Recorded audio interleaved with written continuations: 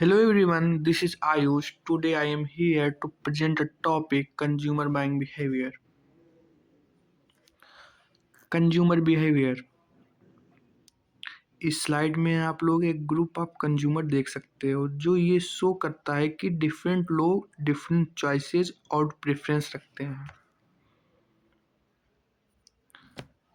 Consumer behaviour. इस slide में consumer behaviour की डेफिनेशन दी गई है। कंज्यूमर बिहेवियर का मतलब होता है लोग क्या खरीदते हैं, कब खरीदते हैं और क्यों खरीदते हैं। ये स्टडी कंज्यूमर के डिसीजन मेकिंग प्रोसेस को समझने की कोशिश करती है, चाहे वो इंडिविजुअल हो या ग्रुप में हो। इस स्लाइड में एक ग्लोबल मार्केट कॉन्सेप्ट दिखाया गया है। ये शो करता है कि कंज्यूमर बिहेवियर सिर्फ लोकल नहीं होता, बाकी इंटरनेशनल लेवल पर भी कंज्यूमर का बिहेवियर स्टडी किया जाता है।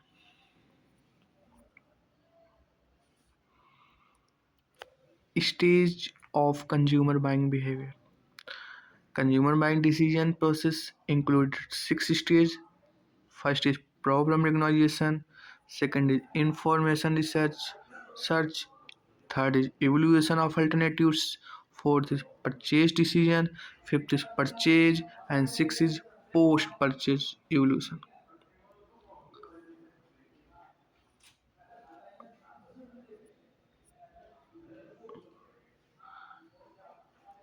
Problem recognition.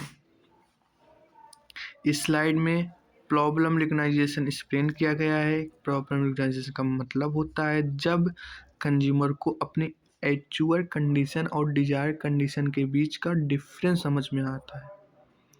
फॉर एग्जांपल, अगर आप टीवी पर शूज़ का एडवर्टाइजमेंट देखते हो तो आपको रियलाइज होता है कि मुझे भी नए शूज़ चाहिए।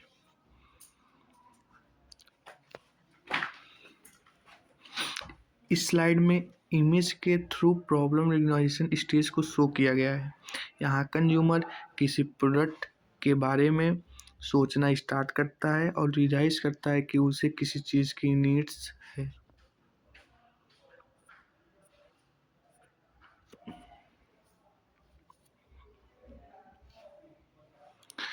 Second is information search.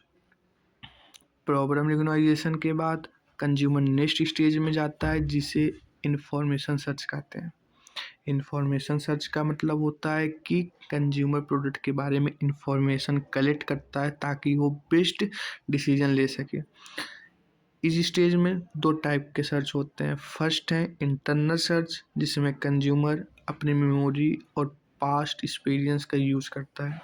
Second है एक्सटर्नल सर्च, जिसमें कंज्यूमर फ्रेंड्स, रिलेटिव, रिव्यू या मार्केट से इंफॉर्मेशन लेते हैं। फॉर एग्जाम्पल, अगर आप भूखे हो और बाहर खाना खाना चाहते हो तो आपके माइंड में कुछ ऑप्शन आते हैं जैसे चाइनीज़ फूड्स, इंडियन फूड्स या बर्गर किंग। Information search. इस स्लाइड में इमेज के थ्रू इंफॉर्मेशन सर्च को एक्सप्लेन किया गया है। यहाँ कंज्यूमर इंटरनेट, सर्च इंजन और ऑनलाइन प्लेटफॉर्म का यूज करता हुआ दिखाया गया है, जैसे गूगल, याहू और दूसरे sources.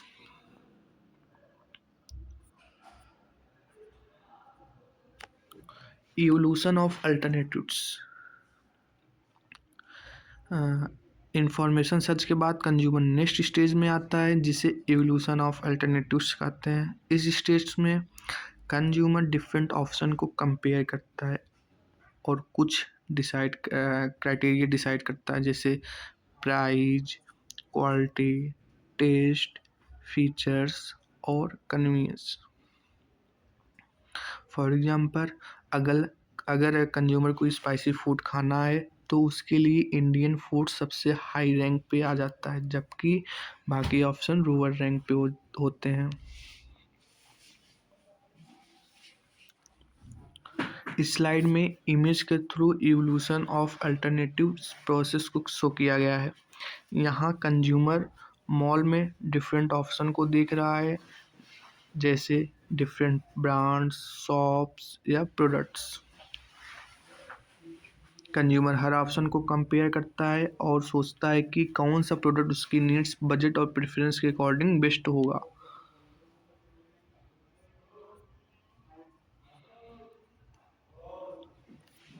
Purchase decision, evolution of alternatives के बाद कंज्यूमर परचेज स्टेज में आता है।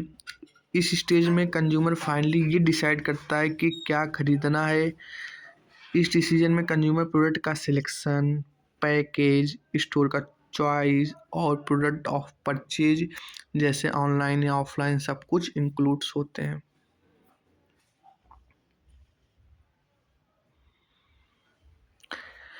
इस स्लाइड में इमेज के थ्रू परचेज डिसीजन प्रोसेस दिखाया गया है। यहाँ कंज्यूमर स्टोर के अंदर डिफरेंट प्रोडक्ट्स के बीच कंफ्यूज होता है और फाइनली एक प्रोडक्ट चूज करता है।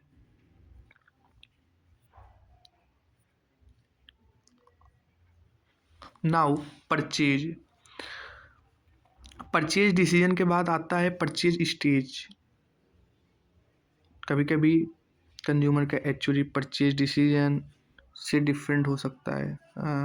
इसका रीज़न हो सकता है टाइम गैप, प्रोडक्ट अवेलेबिलिटी या फिर last moment change in mind. Purchase, इस स्लाइड में परचेज स्टेज को इमेज के थ्रू दिखाया गया है। यहाँ कंज्यूमर एक्चुअली बाइंग कर चुका होता है और प्रोडक्ट को परचेज करने के बाद रिलैक्स फील कर रहा होता है। परचेज स्टेज में कंज्यूमर पेमेंट कंप्लीट करता है, चाहे वो कैश हो या कार्ड हो या ऑनलाइन पेमेंट हो।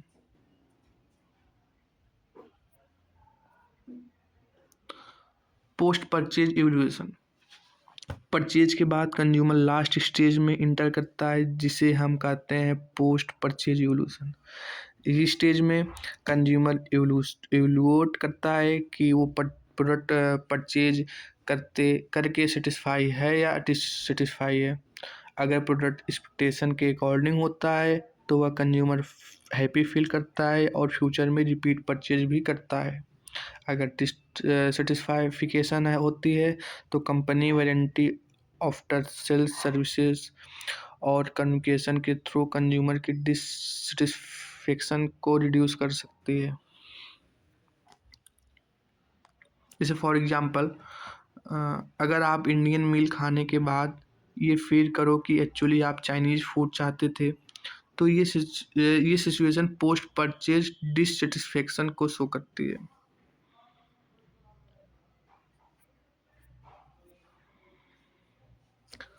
Types of consumer buying behaviour, इस स्लाइड में हम types of consumer buying behaviour के बारे में बात करेंगे। कंज्यूमर बाइंग बिहेवियर के टोटल 4 टाइप्स होते हैं जो कंज्यूमर के इन्वॉल्वमेंट लेवल और डिसीजन मेकिंग प्रोसेस पर डिपेंड करते हैं। ये 4 टाइप्स हैं: routine response behaviour, limited decision, extensive decision making and fourth is impulse buying.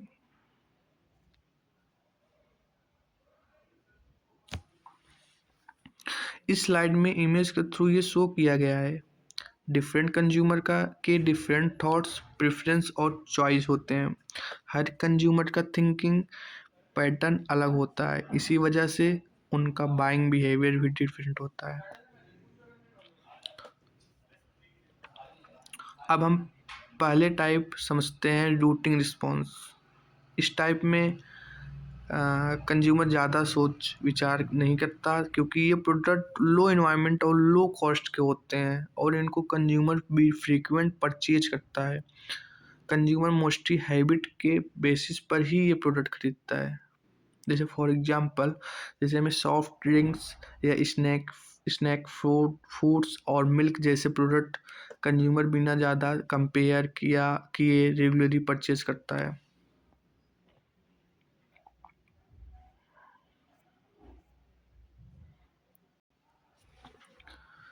इस स्लाइड में इमेज के through limited decision making behaviour दिखाया गया है। इस टाइप के बाइंग बिहेवियर में कंज्यूमर थोड़ा सोचता है लेकिन बहुत ज़्यादा डीप रिसर्च नहीं करता।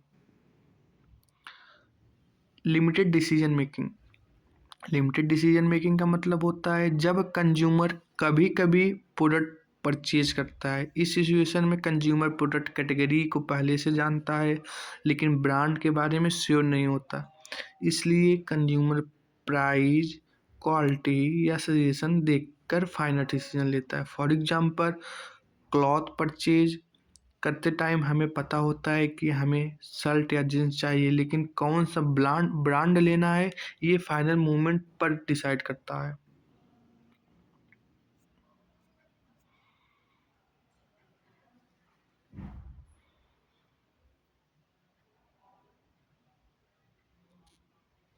Extensive decision making. अब हम third type of consumer buying behaviour को समझते हैं, जिसे हम कहते हैं extensive decision making.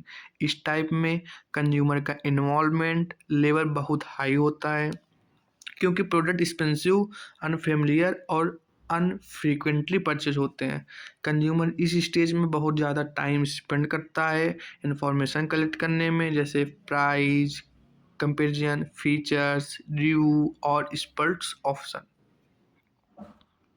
For example, जैसे कार परचेज करना हो, होम लेना हो, कंप्यूटर या लैपटॉप बाई करना हो, या फिर एजुकेशन चूज करना हो।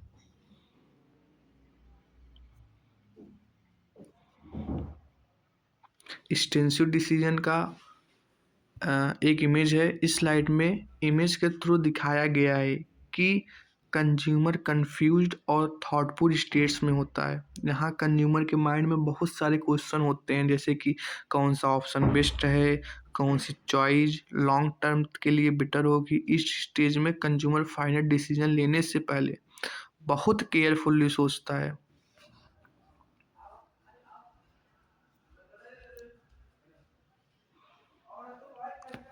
Impulse buying.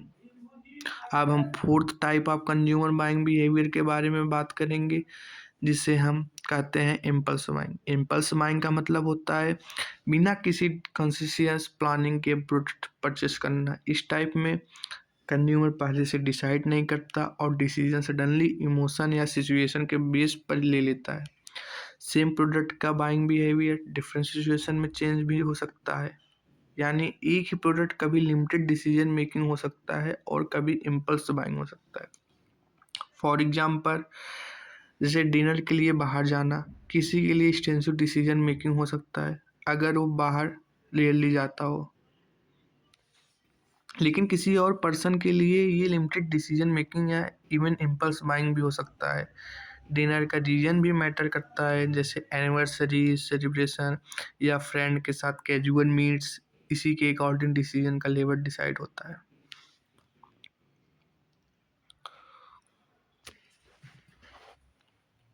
इस स्लाइड में इमेज के through impulse buying behaviour clearly दिखाया गया है।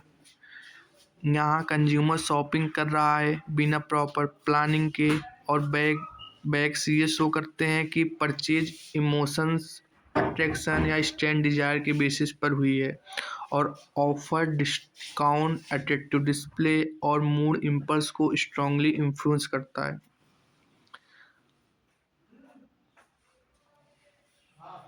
इस तरह से कंज्यूमर बाइंग बिहेवियर के सारे 4 टाइप्स कंप्लीट होते हैं: routine response, limited decision making, extensive decision making और impulse buying.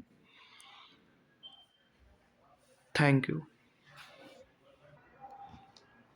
Thank you so much for listening my presentation. I hope you understand topic consumer buying behavior. Thanks one again.